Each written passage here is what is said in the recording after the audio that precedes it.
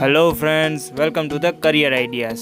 तो आज हम बात करने वाले हैं शेयर मार्केट के बारे में। अगर आपको नहीं पता कि शेयर मार्केट क्या होता है, सेबी क्या होता है, एनएससी बीएससी क्या होता है, डीमैट अकाउंट क्या होता है, तो इस वीडियो को एंड तक ज़रूर देखें, आपका पूरा डाउट चला जाएगा। फर्स्ट ऑफ ऑल देखते हैं कि शेयर मार्केट होता क्या है। तो शेयर मार्केट एक ऐसी जगह है जहाँ पे आप कंपनीज के शेयर खरीद सकते हो। मतलब अगर आप किसी कंपनी का शेयर खरीदते हो तो आपको आपके शेयर के हिसाब से उस कंपनी में कुछ ओनरशिप मिलती है, और फिर अगर वो कंपनी ग्रो करती है और प्रॉफिट कमाती है तो उसका फायदा आपको भी होगा। लेकिन अगर आगे चलकर उस कंपनी को लॉस होता है तो उसकी भरपाई आपको भी करनी पड़ेगी। तो इस तरह कभी फायदा तो कभी नुकसान, शेयर मार्केट में ये सब चलता ही रहता है। और अब ये कंपनीज आपको शेयर क्यों देती है, चलिए इसको आसान बनाने के लिए एक एग्जांपल ले लेते हैं। सपोज एक कंपनी है XYZ लिमिटेड। अब इस कंपनी को आगे बढ़ने के लिए कुछ पैसों की ज़रूरत है, तो अब उसे पैसे कहाँ से मिलेंगे?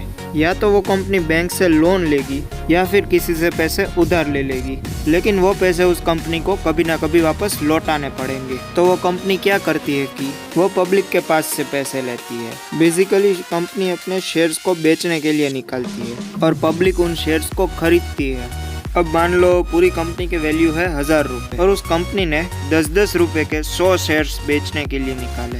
तो अब मान लो कि एक लड़का है जिसका नाम जॉन है। अब जॉन ने उस कंपनी के 2 शेयर्स खरीदे, तो जॉन को इसके लिए देने पड़े टोटल 20 रुपए। तो इसका मतलब ये है कि जॉन को अब उस कंपनी में 2% की ओनरशिप मिल गई। और अब अगर XYZ लिमिटेड कंपनी आगे चलकर ग्रो करती है और उस कंपनी की वैल्यू 1000 से बढ़कर 2000 रुपए हो जाती है तो उसका फायदा जॉन को भी मिलेगा, क्योंकि जैसे ही कंपनी का प्राइस 1000 रुपए से बढ़कर 2000 हो गया है तो उसके शेयर्स का प्राइस भी 10 रुपए से बढ़कर 20 रुपए हो गया है। मतलब अब अगर जॉन उस शेयर्स को बेचने जाएगा तो उसको अब पर शेयर 20 रुपए मिलेंगे। मतलब अब जॉन को 2 शेयर्स के 40 रुपए मिलेंगे। तो देखा आपने कि कैसे जॉन के पैसे डबल हो गए। ये तो था अगर कंपनी ने ग्रो किया तो। और अब देखते हैं कि अगर कंपनी को लॉस होता है तो क्या होता है। तो मान लीजिए कंपनी की वैल्यू 1000 से कम होकर 500 रुपए हो गई, तो इसका मतलब शेयर्स की वैल्यू भी 10 रुपए से कम होकर 5 रुपए हो जाएगी। तो अब अगर जॉन अपने शेयर्स को बेचने जाएगा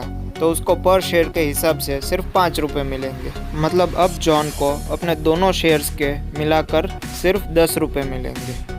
अरे इस बार तो उसे 10 रुपए का नुकसान हो गया। तो इस तरह से बाद में पब्लिक शेयर्स की अदला बदली करती रहती है और कंपनी को जो आगे बढ़ने के लिए पैसा चाहिए था वो उसे मिल गया, जो कि अब उसे वापस नहीं करना पड़ेगा। और शेयर मार्केट में तो किसी को फायदा तो किसी को नुकसान, ये सब चलता ही रहता है। तो अब आपको समझ में आ गया कि शेयर मार्केट काम कैसे करता है। और अब जानते हैं कि इन शेयर्स को रेगुलेट कौन करता है। तो बेसिकली इंडिया में इन शेयर्स को रेगुलेट करने के लिए 2 स्टॉक एक्सचेंजेस है। एक तो है NSE national stock exchange and दूसरा है BSE बॉम्बे स्टॉक एक्सचेंज। और ये दोनों स्टॉक एक्सचेंजेस मुंबई में लोकेटेड है। अब ये स्टॉक एक्सचेंजेस क्या होते हैं? बेसिकली स्टॉक एक्सचेंजेस मतलब अब आपकी कंपनी शेयर मार्केट में लिस्ट हो गई और अब आप किसी भी शेयर को खरीद या बेच सकते हो। इसका मतलब ये स्टॉक एक्सचेंजेस एक मीडियोकर का काम करते हैं हमारे और कंपनी के बीच में, और ये कंपनी और पब्लिक दोनों को सपोर्ट करता है। तो जो ये हमारा नेशनल स्टॉक एक्सचेंज है उसमें 1600 से ज़्यादा कंपनियां लिस्टेड है, और ये जो बॉम्बे स्टॉक एक्सचेंज है उसमें 5000 से भी ज़्यादा कंपनियां लिस्टेड है। और ये दोनों स्टॉक एक्सचेंजेस का अपना अपना एक इंडेक्स भी है। BSE का इंडेक्स सेंसेक्स और NSE का निफ्टी है। अब ये इंडेक्स आपको टॉप की कुछ कंपनियों का फिगर दे देता है, जिससे आप ओवरऑल अंदाज़ा लगा सकते हो कि मार्केट अच्छा परफॉर्म कर रहा है या ख़राब। तो ये सेंसेक्स का जो फिगर होता है वो टॉप की 30 कंपनियों को मिलाकर बनता है, और ये निफ्टी का फिगर होता है वो टॉप की 50 कंपनियों को मिलाकर बनता है। और अब जानते हैं कि सेबी क्या होता है। अब मान लो कोई अपनी कंपनी को शेयर मार्केट में लिस्ट करवाना चाहता है तो वो सीधा जाएगा सेबी के पास। सेबी मतलब security and exchange board of India. और अब आपके मन में एक सवाल आ रहा होगा कि ये सब तो ठीक है, लेकिन इन कंपनियों में इन्वेस्ट करना कैसे है? मतलब इसके लिए हमको क्या क्या चाहिए होगा, और शेयर मार्केट में इन्वेस्ट करने के प्लेटफॉर्म कौन कौन से हैं? तो इसके लिए आपको चाहिए होगा एक बैंक अकाउंट किसी भी बैंक में, और दूसरा आपको चाहिए होगा एक डीमैट अकाउंट और एक ट्रेडिंग अकाउंट। अब ये डीमैट और ट्रेडिंग अकाउंट क्या होता है? तो डीमैट अकाउंट मतलब डीमटेरियलाइज अकाउंट। तो पहले के समय में क्या होता था कि आप अगर किसी कंपनी का शेयर खरीदते हो तो आपको एक शेयर सर्टिफिकेट मिलता था फिजिकल फॉर्म में, और आज के समय में ये शेयर सर्टिफिकेट आपको इलेक्ट्रॉनिक फॉर्म में मिलता है जो कि आपके डीमैट अकाउंट में रहता है। मतलब अगर आप कोई भी शेयर खरीदते हो किसी भी कंपनी का तो वो शेयर डायरेक्टली आपके डीमैट अकाउंट में चला जाएगा। और अब ट्रेडिंग अकाउंट क्या होता है? तो ये अकाउंट यूज होता है शेयर खरीदने और बेचने के टाइम। ये अकाउंट बेसिकली पैसे की लेन देन का काम करता है। फॉर एग्जांपल, अगर आपको कोई भी शेयर खरीदना है तो आपको पहले अपना पैसा बैंक अकाउंट से ट्रांसफर करके ट्रेडिंग अकाउंट में डालना पड़ेगा, और जब आप कोई भी शेयर बेचोगे तो वो पैसा आपके ट्रेडिंग अकाउंट में आएगा और फिर आप अपने बैंक अकाउंट में ट्रांसफर कर सकते हो। तो आप ये डीमैट और ट्रेडिंग अकाउंट खुलवा कहाँ पे सकते हो?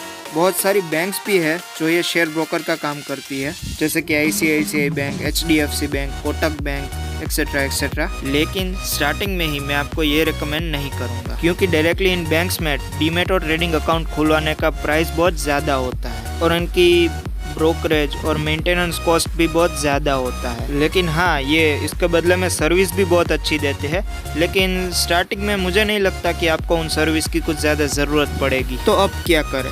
तो आप किसी भी रेप्यूटेड डिस्काउंट शेयर ब्रोकर से अपना अकाउंट खुलवा सकते हैं, जैसे कि ज़ीरोधा हो गया, अपस्टॉक्स हो गया, एंजल ब्रोकिंग हो गया, और भी बहुत सारे हैं, वो आप गूगल में सर्च कर सकते हो। तो पहले मैं आपको इन तीनों डिस्काउंट ब्रोकर के बारे में बता देता हूँ। तो पहले बात करते हैं ज़ीरोधा के बारे में। तो ये ब्रोकर सबसे ज़्यादा ट्रस्टेबल है। तो इसमें अकाउंट ओपनिंग चार्जेस 300 रुपये है और इसका एनुअल मेंटेनेंस कॉस्ट भी 300 रुपये है। तो अब बात करते हैं अपस्टॉक्स एंड एंजल ब्रोकिंग के बारे में। तो इन दोनों में आप अपना अकाउंट फ्री में खुलवा सकते हो। अपस्टॉक्स एक फास्टेस्ट ग्रोइंग प्लेटफॉर्म है और ये एंजल ब्रोकिंग जो है वो one of the oldest broker में से एक है। और इन दोनों के चार्जेस भी कुछ इस तरह है जो आप यहाँ पे देख सकते हो। और अगर आपको इन तीनों में से किसी में भी अपना अकाउंट खुलवाना है और इन्वेस्टमेंट चालू करनी है तो लिंक नीचे डिस्क्रिप्शन में दिया हुआ है, आप वहां पे जाके अपना अकाउंट खुलवा सकते हो। और इन तीनों में अकाउंट खुलवाना काफ़ी आसान है।